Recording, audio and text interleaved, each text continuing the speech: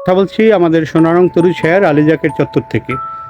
আজ আমাদের একজন শুভানুধ্যায়ী গীতিকবি গাজী মাহরুল আনোয়ার সোনারং তরুছায়া সঙ্গীত সম্মাননা প্রাপ্ত কণ্ঠশিল্পী রুবিয়া মল্লিকার জন্মদিনে রুবিয়া মল্লিকাকে শুভেচ্ছা জানিয়ে আমরা আজ আমাদের এই বৃক্ষপ্রেমী শিক্ষার্থীদের বিভিন্ন গাছের চারা উপহার দিয়েছি। প্রিয় রুবিয়া মল্লিকা, শুভ জন্মদিনে আপনার আরও সাফল্যময় ভবিষ্যৎ কামনা করছি। ধন্যবাদ সবাইকে।